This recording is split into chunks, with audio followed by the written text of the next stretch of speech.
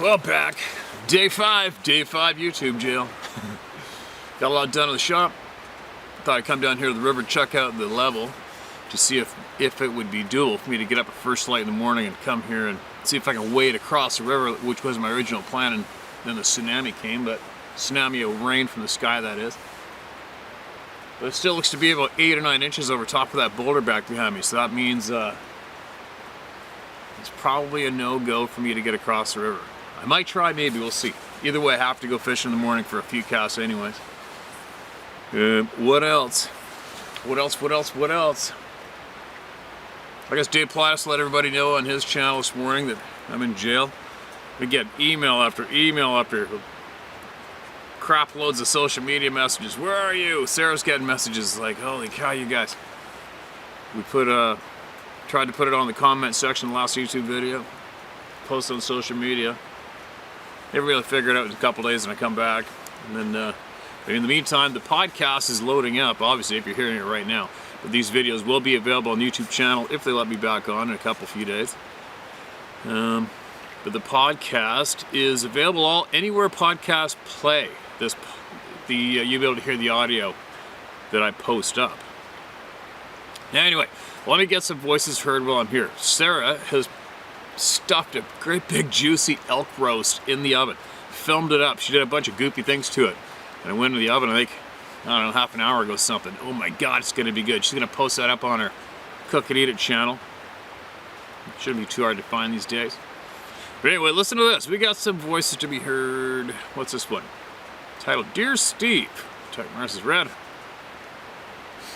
First off, let me say that the route you have chosen is proving more and more to be the correct one to follow. Not only for you, but for many others.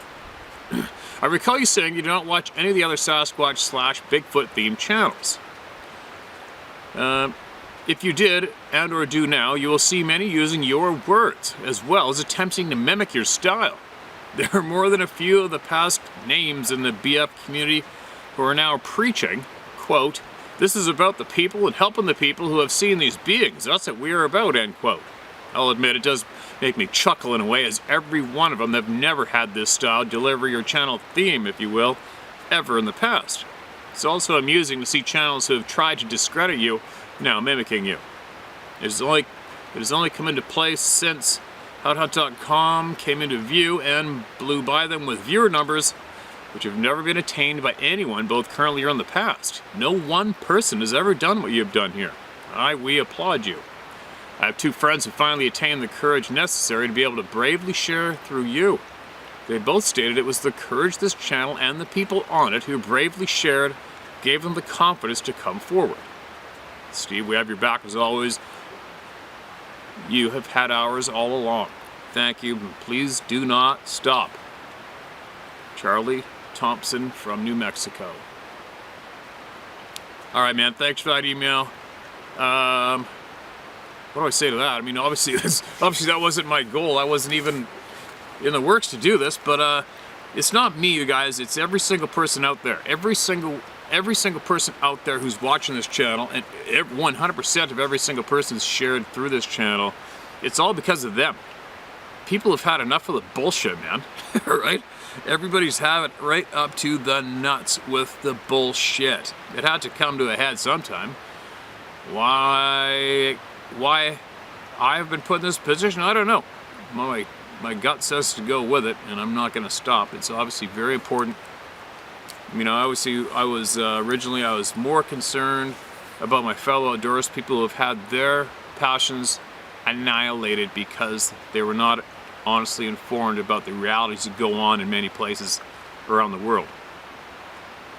But anyway, thanks for that kind email. And I will pass that credit on to every single person that watches this channel and has shared on it, and every person who's about to share on it too. It's all about the people. There's nothing without the people. Alright, what do we got? There we go. Oh, this looks... Oh, this is a new one. Holy cow, this is a lengthy one. I'm going to go for it, you guys. Here we go. Marker is red. This is a recently emailed in. I just gotta hit this off in the top. 3 times is enough. Dear Steve, first of all, thank you for all that you are doing to get the truth out to the rest of the world. Thanks for taking the stand we can get behind and help us to stop thinking that we're the only ones shaking our heads to crap at the governments of the world, the manipulation, the lying news medias, the social media hypocrites who try to shove their one world agenda, and the bullshit environmentalist climate change idiots who again want to shove these lies down our throats so that we all get in line and act like sheep to everything they do and every lie they want to keep throwing at us. I'm disgusted, fed up, and downright so pissed off that it makes me think there are so many stupid people in this world who want to go along with their fear tactics and isolationism tactics that they think they will all just play along. They forget that we have a history of fighting back and not laying down and being rolled over and manipulated to the point of being robots. We need to come together and fight back against this bullshit. Soon it'll be time for action, and we need to be ready and willing to fight back. Sorry for the rant, I can't help it. It makes me angry what they're doing. Okay, man, here you go. Here's my story. My name is Rich Merrick. Go ahead and use my name. I'm 62 years old now, but the first experience is back in my late 20s. 1988, I was up in the Sierra Nevada mountains around Mammoth Lakes, fishing with my dad at a place called Tom's Place, off the 395 highway, just outside Mammoth. I grew up as an avid outdoorsman, fishing, hiking, camping, most of my life. I love the mountains and especially this area of the Sierras. We had been there 20 or 30 times in my life, as it was one of my dad's favorite fishing spots. It was in the middle of the day, and my dad was in his fishing hole, and as usual, I'd go up or down the stream a couple hundred yards in either direction and find a spot or two to fish. This time, I had headed upstream from my dad and was about 500 yards upstream. It was gorgeous. It was a gorgeous day. The sun was shining with a few clouds here and there, probably around noontime. Like I said, I had gone about 500 yards upstream and came around a bend in the stream and found a great big rock in the middle of the stream that had smaller rocks behind it. And they gave me a natural walkway to the large rock in the center of the stream. There was a large deep hole around this rock, and I could see several nice rainbows swimming behind the rock, waiting for the next meal to come downstream in front of them. I thought, great, perfect spot to fish. The stream had thick scrub and many small trees on one side with large areas of short grass and what looked like dirt trails made by other fishermen and animals, so it was easy to walk around on that side of the stream. The opposite side had 3 times the amount of heavy scrub bushes and trees that were much thicker and appeared to not have any kind of trails or walking areas unless you wanted to make your own way. I know this because I tried pushing my way through several of the areas and only resulted in putting several holes in my waders, which ended up filling up with cold mountain water when I went into the stream. That sucks. Excuse me. So I took off my waders and I sat on this rock and fished as I waited for my pants and socks to dry. It was great fishing for about 2 hours or so. I caught about 6 good-sized rainbows and had them on my stringer in the water by the shore, and just baited my hook again with salmon eggs and thrown it in the nice deep hole again. I had enough fish to keep and was now just fishing to catch and release the fish because the fishing was so good, and I knew my dad would have several good-sized ones as well, so I was just enjoying the day. I was sitting there fishing, looking around at the beautiful scenery and thanking God for what he had created. Then it hit me, a weird feeling, very strong, that someone was watching me. Like I said, I'd been here 20 or 30 times and never had experienced this feeling, never at any time in my life up in the mountains, hiking, camping, nothing at all like it. It was very strong, and the hair on the back of my neck stood up, and a voice in my head said, "Get out of there." I stood up on the rock and slowly and carefully looked around me in all directions, but I couldn't see anything. I thought maybe a bear or mountain lion, but nothing. Now, I was not into hunting at that time, as I remember thinking if it was a bear or mountain lion, how I was going to protect myself, or what did I have to protect myself? A fillet knife and a pair of needle-nose pliers was all I had. Not very good against a bear or mountain lion. The feeling got stronger and stronger, and the voice in my head kept saying, "Leave, get out of here." I again stood on the rock and looked slowly in every direction, looking deeply into the heavy, densely shrub and trees on the one side of the stream, but I couldn't see anything. Then it got really quiet. I noticed no birds, no crickets, no other insects or sounds, just the sound of the stream, and that was it. Never had I experienced this total silence like that. Again, the eerie, creepy feeling of dread, of fear, of evil. came over me again, and this time even stronger. The voice again, this time screaming at me, "Get out of here!" Oh, sorry, get out of there. I jumped down to the smaller rocks, each time looking all around as I did, and grabbed my fish and my stringer and put them in my bag and grabbed my waders, and again looked around one more time really slowly, looking at each tree, up and down, each bush, and again seeing nothing. Began walking at a fast pace back down the river toward my dad's fishing hole. The feeling didn't leave me until I got back to where my dad was, and then it was gone. I couldn't explain it. It was gone. My dad asked how I was doing, and I showed him my fish, and he showed me his stringer full of fish as well. I never said anything to my dad or anyone else about it, but it stayed with me the rest of the time I was up there. Then, move forward 10 years later, again back up in the Mammoth area, the Sierras, this time dead center of Mammoth Lakes near Lake Mary, off one of the tributaries that feeds into the lake. I was again up there with my dad, but this time it was late afternoon. I was by myself fishing in a stream, again sitting on a large rock with a nice deep hole behind it with lots of rainbows, and the fishing was good.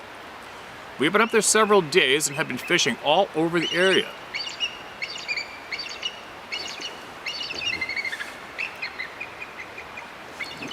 Well, that'll be an eagle right behind me. Hope he's not talking to me. It was late summer and again a nice day of sunshine with some clouds, normal for that time of year. I've been fishing about 3 hours, and again the fishing was good. I had 5 nice-sized trout, enough for dinner and probably breakfast the next morning. I remember the sun was starting to go down as the shadows were growing bigger and the surround woods were getting darker and darker. I again was sitting there waiting for the next nibble and enjoying the sounds of the birds, the sounds of the crickets, squirrels, chipmunks, and other sounds of the woods. Then it all went silent, and I mean in an instant. No sound again except the sound of the moving stream.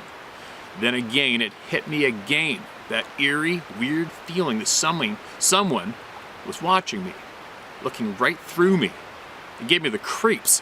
And again the hair on my back, my neck, and my arms stood up. I was very familiar with this area and this exact fishing spot, as I'd been there many, many times at all different times of the day and all different seasons. It was very familiar. I could see easily through the surrounding areas all around me for 30 to 40 yards in every direction. I stood up and looked around me, turning a full slow circle, looking closely in every direction. Nothing, not a bird moving, not twigs or pine needles being crunched or stepped on, no sound whatsoever. Just this shitty feeling of creepy evil and dread. It felt heavy and menacing, and you felt like you were frozen with fear and gloom.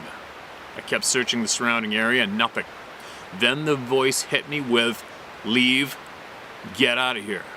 It sounded loud and evil, not a friendly voice of a warning. It was evil and loud, and it filled your head and got louder. "Get out of here now." I got my stuff together, grabbed my fish, and was looking around again when the voice in my head screamed, "Get out now," over and over again. I remember getting to my truck and thinking I was going crazy. These voices, these creepy feelings of being watched. It brought me right back to the first time 10 years before. I drove away and pulled into the parking lot in the middle of the town and just sat in my truck for a few minutes trying to answer what the hell is going on? Am I crazy? What the hell? After about 20 minutes, I drove back to my dad's place and decided that I was going to ask him if this had ever happened to him, since he had spent so much time up here fishing all over the place. I got back and showed him the fish, and then I asked him if he had ever had the feeling of being watched or had a creepy feeling come over him while he was fishing. He looked at me with a funny smirk and said, "No, why?" I said that I had a weird feeling that someone was watching me out there. He asked me if I saw anyone or anything, and I said no. And he said not to worry about it and laughed and started cleaning the fish. I remember this second time stayed with me for a long time, and every time after that when we would go fishing, I was anticipating this creepy feeling again, and it took all the fun out of being there, fishing and just being in the mountains. I can remember several times I canceled going fishing with my dad because of this creepy, eerie feeling I didn't want to feel again. So now fast forward to October 2020. My wife and I went up to June Lake in the Sierra Nevada mountains, the small community right next to Mammoth Lakes where I would go with my dad when I was younger. I guess the 20-some years later, I'd put those prior experiences behind me, and my wife, who had never been up into the mountains before, we had decided to get out of town with all the crap from the Chinese COVID virus and all the crap going on, so we headed for the mountains for 10 days. There were several fires burning in the Sierras at that time, and no one was close to Mammoth. We had postponed the trip for several weeks due to the fires and ended up in June Lake in October 2020. These trees were changing color, and it was beautiful except for the smoky days when the wind would blow the smoke from Mammoth our way. June Lake is just around the corner from Yosemite and Mono Lake areas, so there was lots of places we could go to get away from the smoke. We stayed at a B&B right near June Lake and walked around the area the first couple days. My wife has COPD, so it was not easy for her to breathe on the smoky days, and it limited her ability to go on hikes, so we kayaked and took a boat out onto the lake. The third day, I decided to hike all around the lake, and it took about 3 hours. I was having a great time being outdoors and enjoyed the hike. It was not a smoky day, so it was clear and beautiful. I'd gotten those two previous experiences. I had forgotten those two previous experiences and was having a good day hiking around the lake. I was close to completing the end of the walk around the lake. I was up on these huge granite rocks with old wind swept pine needles that looked like they were hundreds of years old and twisted and bent in different positions.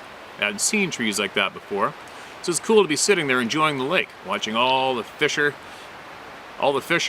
and people in their boats and kayaks on the lake. Like I said, I was almost completely around the place. I'd started in a rocky area with a lot of tall pines and several large homes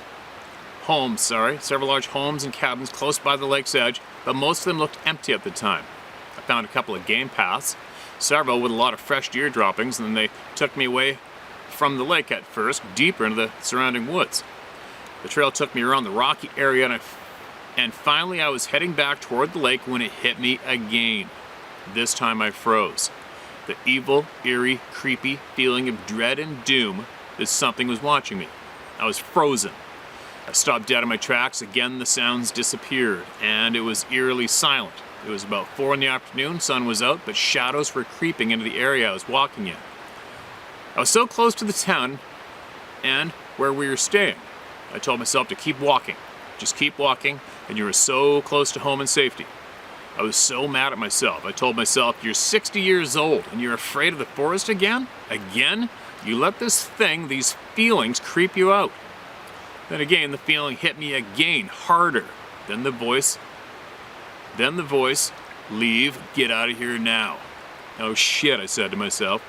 I immediately looked around slowly, this time not wanting to see anything, and I didn't. But this feeling was again heavy, and it felt like it was weighing me down. It was stealing my energy. I just wanted to go away. I stopped and just listened. I froze. I thought I heard some branches snap about 50 yards to one side of me. I froze and concentrated my focus in that direction, still nothing. I heard another snap to the other side of me a few seconds later. I whipped my head in its direction, but nothing. The voice came back again, louder. Get out. That was it. Put my head down and started running down the deer trail that led me back toward the lake, and I just kept going for the next 15 minutes until I saw and heard people just ahead of me, and the path ended on a road right near the main road to the town, close to where we were staying. I remember thanking God for letting me get back safely. I got back to the small hotel, and my wife asked how my walk was, and I told her it was good. I didn't want to tell her anything, as I would have to tell her of my other encounters or creepy feelings of doom, and I decided not to say anything. Again, I thought there was something wrong with me and that I should ruin her vacation because I was getting creeped out and scared to walk in the woods anymore. It made me feel weak, not in control, and weak. It made me mad that I would let these feelings have such power over me. I couldn't figure it out. My wife and I took a couple of trips from June into Mammoth to find some places to eat, and each time we were heading down Route 395 towards Mammoth, I would look into that heavy forest on either side and tell myself that this would be a good area to see a Bigfoot. It was just a feeling I had, and I had that feeling each time we drove through the area. I never put two and two together until I saw you on YouTube. My wife and I enjoyed the rest of our time in the mountains, and I spent several days taking pictures of the trees changing colors and walked up and down the streams and taking pictures all over. One day I was walking along a river taking pictures, and I noticed several tree formations that looked funny, like someone had bent the trees one way and then some others crisscrossing over each other. It did look natural, but like someone had deliberately created it. I saw a weird, what I thought was a beaver den in the middle of the stream, but the stream wasn't dammed or blocked off. It looked weird, and again looked out of place. I took pictures of it and showed my wife, who insisted it was a beaver den. I told her it looked different, not a place where it was. The creepy feeling never returned, but I was thinking about the rest of the trip every day, just waiting for it to return. It never did. I was searching for answers, but didn't find it until I found your channel. I have to tell you, growing up, I was always fascinated by Bigfoot. Ever since I saw the Patterson film, I was hooked. When I was 8 or 9 years old, I told my family I was going to capture a Bigfoot with a rubber cage so that when he would punch the sides, it would stretch and not break so he couldn't escape. Needless to say, my family laughed and made fun of me anytime I would mention Bigfoot, even when I was an adult, so I always believed they were real. Anyway, when we got back home, I was on YouTube, and your site appeared on the right margin with several other videos, several related to Bigfoot, which always got my attention. Most were those idiots on TV who will go out in the woods at night and try to find Bigfoot and scream and holler in the woods and talk loudly to each other over the radios and then shine their lights and never come close to anything but looking like fools. I also saw many channels of people talking to the camera with supposed Bigfoots behind themselves on their property, and they would circle or point to where they are behind them in the video. What a joke. There were also many videos, many of which looked real and looked to be true videos of Bigfoot all over the country. Anyway, I found your site, howtohunt.com, and started watching it and listening to you reading the emails from all around the country, US and Canada. And wham, it hit me like a ton of bricks. Over and over I heard my story being told over and over again by people who had similar experiences. I realized I wasn't crazy, I wasn't alone, and I had an answer to what had happened to me over the years. I also learned that the area around June Lake, Yosemite, Mammoth Lakes, Mono Lake are all areas of many, many sightings of Bigfoot, and not just one, families of them. They even made a Monster Quest show about the sightings in the area. It all came together for me, and I realized what had happened. Thank you for what you do and keep doing it. It gives me peace knowing I have an answer. It also angers me that so many are trying to keep it under wraps and not tell us the truth. They are real, they are out there, and the truth needs to be told.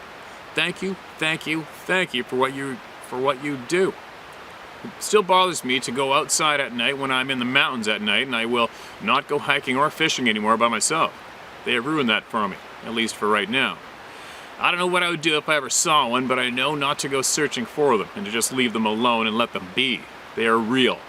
I have known that and will be respectful of their home and be ever so watchful and aware whenever I'm in their territory.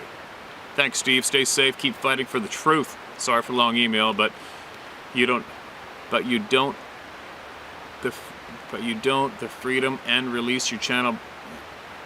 Sorry, there's a typo there. Sorry for the long email, but you don't the freedom and release your channel brings us. Bless you and your family and all those that respond. Currently, my wife and I are up in the mountains of Idaho near the town of Salmon, Idaho, as I continue my fight to not fear and take back control. At least this time, I at least am armed, although I don't think it would do any good, but I feel better, but I have it with me. Rich Merrick. Rich, thank you so much for that share, and I'm so glad that it's helping to fill in some missing gaps in your puzzle, right? And no, you are definitely not alone. Not alone.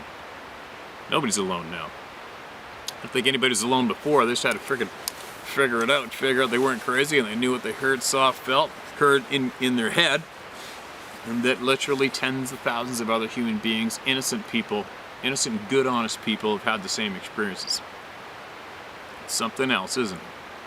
A quick note on that, there's a lot of people who, got a lot of people say in emails or online, whatever, a lot of people always say, I'm a believer, or I wasn't a believer until this and that, or I believe now.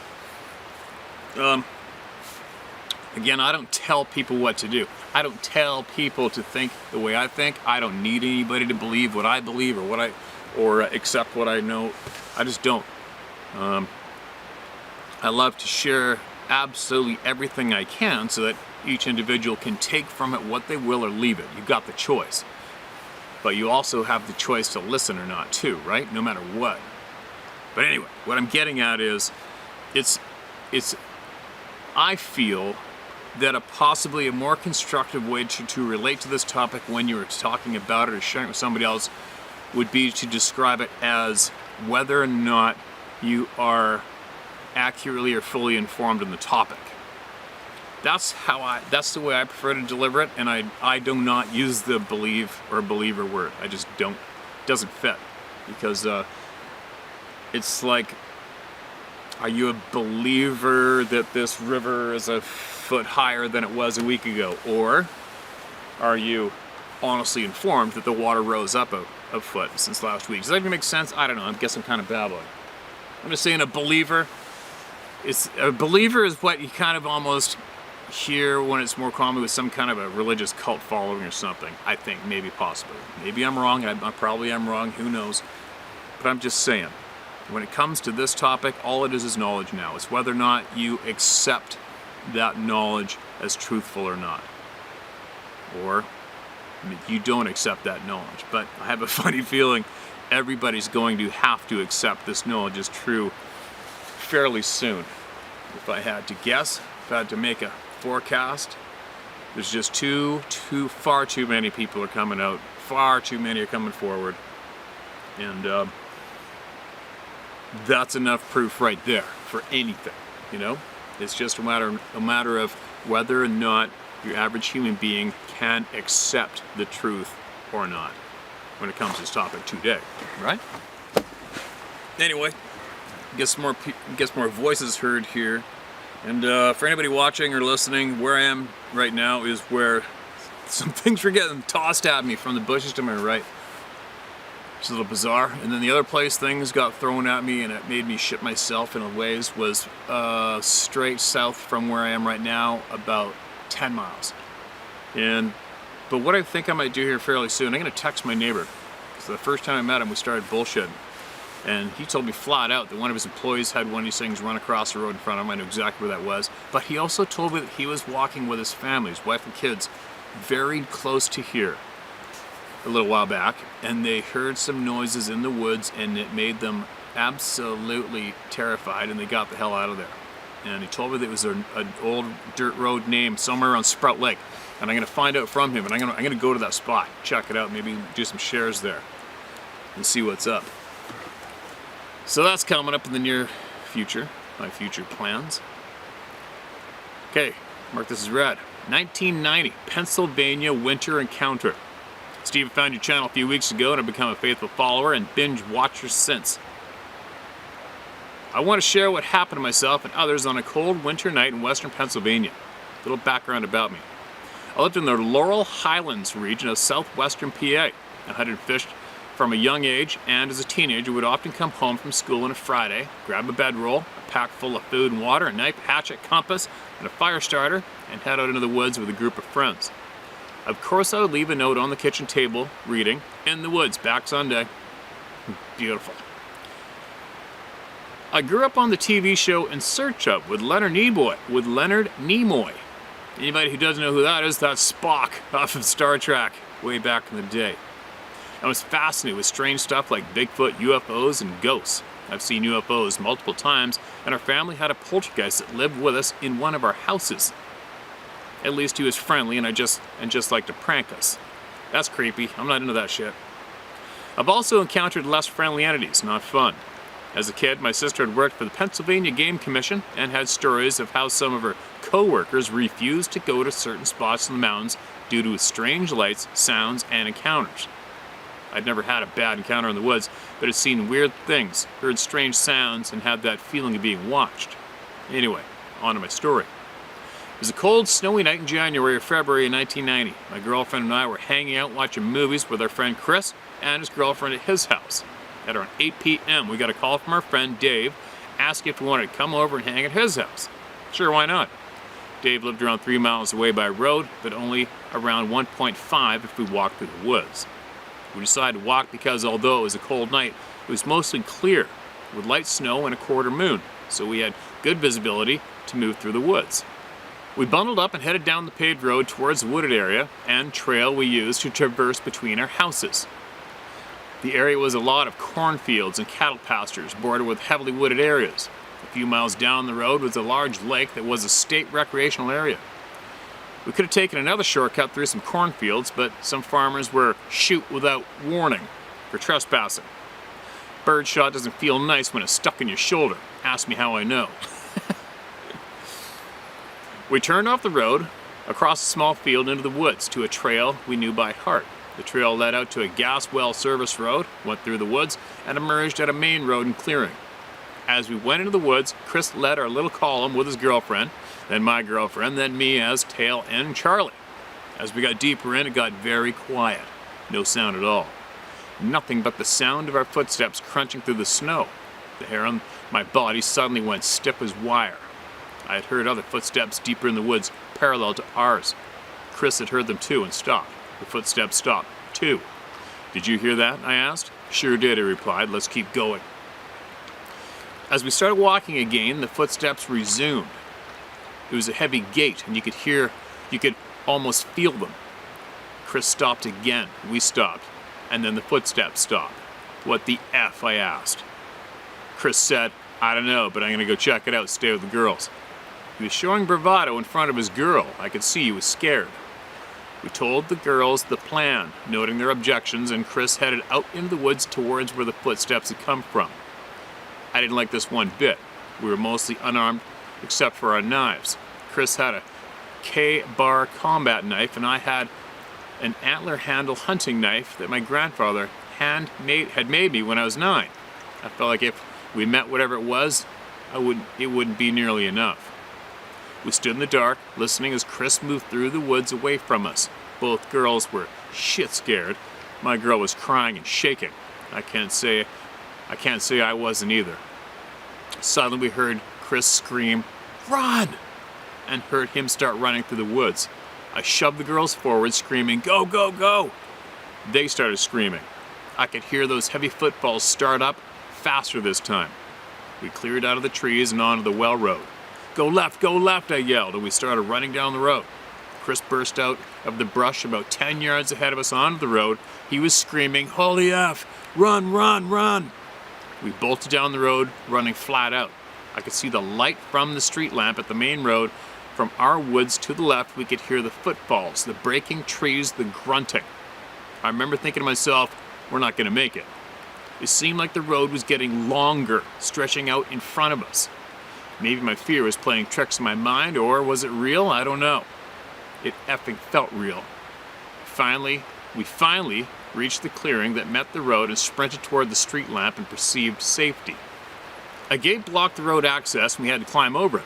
As we started climbing over, a scream that pierced my soul erupted from behind us. I can't even describe the sound. At the edge of the clearing, just outside the light thrown by the lamp, was a large black form. It was pacing back and forth across the well road, its eyes never leaving us. Those eyes glowing red like taillights on a car in the distance. Those eyes met mine and I felt the purest malevolence and hatred that I've ever felt directed towards me. I knew that thing wanted to kill us. It was death. No doubt in my mind. After what seemed like an eternity, I broke the gaze and climbed the fence to the road. What the F is that? My girlfriend screamed. Chris said, I don't know, and we're not going to find out. We ran the half mile or so to Dave's house and pounded on his door, screaming to let us in. After piling inside, we locked the door and told Dave to grab his gun. We were hysterical, out of breath, and out of our minds. He returned with a 12-gauge pump loaded with slugs. He kept asking what happened, and after about 30 minutes, we related the story. Dave, being Dave, he immediately wanted to go see if he could find it. Yeah, good effing luck, I said. If you do go, you go by yourself, and you might want to get in your dad's safe and get out one of his bringbacks. I'd go belt-fed. Springbacks, maybe. I'd go belt-fed. Bracket, Dave's dad was a Green Beret in Vietnam, and he had a very nice collection of toys he had managed to bring back with him. After that, he relented. We called Chris's dad to come pick us up, and had a silent ride back to Chris's house. His dad asked us what happened, as we were all showing signs of trauma. We told him nothing, and I'm pretty sure he could tell it was terrifying. He was a NAM vet too. He had seen some shit. We stayed the night, but I didn't feel safe until the sun rose. Chris's house sat on the edge of the woods. We never spoke of that night again amongst ourselves, but I have told the story a few times to others. Most people look at me like I'm crazy or just making shit up. I'm pretty sure a story I made up wouldn't give me the terrifying nightmares for over 30 years later and haunt me every time I set foot in the woods. I live in Florida now and have a girlfriend who loves to spend time in the woods together. I told her the story and she knows that I don't lie. She accepts that I had something terrible happen to me. We hike the Florida Trail in the Ocala and Seminole State Forests and sometimes do overnight camping when our work schedules permit. I insist that we are armed, both of us carrying full-size 40 cal handguns with spare magazines. She's okay with that. We do have bears and we've encountered a few, and that's my excuse. I don't feel scared, but my senses are always amped up to 10, head on a swivel, ears open. I've had that feeling of being watched, but I have not felt any ill will. It is true, though, that once you've encountered one, you are never the same. Sorry for the long story, but I needed to tell it. Feel free to use my name. I couldn't care less about what anyone thinks of me. F them all. I proudly take my place at the round table of knowledge. Keep fighting the good fight, and thanks for all you do. Robert Luckhart. Hope I pronounced it right, Robert. Central Florida. Been to Central Florida, been turkey hunting around there, and I definitely, I was looking all over my shoulder non-stop when I was in those woods, especially walking in the dark through there. It's a different kind of timber, forest, vegetation than I'm obviously used to up here. The red glowing eyes, the menacing, tall, big, huge, wide beings with the red glowing eyes. The consistent theme of people running into that shit has been not so good, right? I mean, there's all sorts of descriptives, right? There's been a lot of people seeing these things broad daylight, said they had all brown eyes, no white, all black eyes, no white, dark, huge eyes set back in their skulls. Some have had eyes that glow with a white light, some have a bluish green tinge to them, but so far, unless anybody wants to correct me, when you see these beings in the woods with their red glowing eyes, it's definitely time to frickin' get the hell out of there. I don't know what the story is, I don't know what the excuse is, I don't know what the reality is with that flavor, and I don't know why, do not know why those angry bush people, whatever you want to call them, the ones that pace you, stop walking when you stop walking, smash trees, growl, scream, put the words in your head to get the hell out of here, I'll kill you or you're gonna die.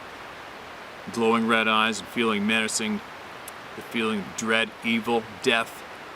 I don't understand why those incidents, why humans consistently leave unscathed from that. I don't get it.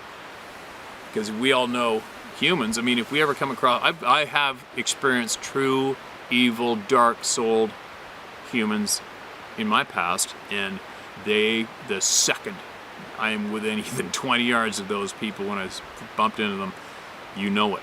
You know it. From the inside to the outside, you know they are dark, dreadful, dirty, filthy human beings. And I don't understand why these unknown beings, why they do not just annihilate us. What's stopping them? That's what I want to, what's I'm trying to get at. I'm trying to get at, what is it? What is it that's stopping them? I don't get it. Why would you waste your time pacing a simple, helpless human being? Why would you do it? Especially at nighttime. You're good. You're done. You've successfully gotten near the human beings. You're going to kill them. Nobody knows where you came from. Nobody knows your name. You're not going to leave any footprints. There's going to be no tailing you. You're going to get away with it. Why aren't you killing the human beings? I don't get it. What's stopping them? That's a big missing piece to my puzzle. Why? But then again, I've been really curious as to why wild animals don't kill us. You know, there's so many incidents of wildlife that we do know of that kill each other, kill everything, non-stop. They don't kill us. You know, and call them what you want. Orcas, call them killer whales, I don't care. But either way, they are one of the most ruthless predators of the seas. You know, they have videotapes of them pushing a calf gray whale away from its mom and pinning it until it drowns, and they just rip its tongue out and let it and leave it. That's it. That's all she wrote. You know, they kill and dismember smaller size harbor seals, flip them up in the air, beat the crap out of them, torment them, and absolutely torture them for as long as they can before they kill them. You know, people say they're training their young. Well, that's fine. Why don't they just train their young to catch something and kill it and eat it when they're hungry and be done with it, right? But they consistently, there's videos online of killer whales going right by children swimming in the water. They're crapping themselves, but they just swim right by. There's non-stop there's many proven incidents of killer whales killing moose off the coast of Alaska that caught them in the water. You know, killer whales kill everything, but I've had them come underneath my boat, I don't know how many times. I've had them go up and nose my float, my anchor float, right in front of my boat. They've jerked my boat with the bow line attached to that float. They could easily flip my boat over and trash my ass at any given moment. There's 20 of them around me one time. They don't do it. Why don't they do it? I don't get it. There's many other animals that just will not kill us, and I don't know why. Don't know why. There's something's going on, whether it be spiritual or whatever it is. Something's going on, man. We get back to these red glowing eye bastards who terrify the shit out of people and inflict dread and absolute hell upon our souls. Why aren't they acting on it? Why even waste your time pacing us if you're not going to do it? Right? It's like that big talker Betty Crocker bully who always says he's going to come and beat the crap out of somebody. They always scream it out loud, and then it comes down to it, they don't do shit. It doesn't make sense. Anyways, I've babbled enough. I'm going to go home and eat some elk roast. It's going to be so good. Day 6 YouTube jail's coming up tomorrow. It'll be interesting to see if these bastards let me back on YouTube or not. If they don't, oh well. We'll keep this ball rolling no matter what. Everybody be safe out there.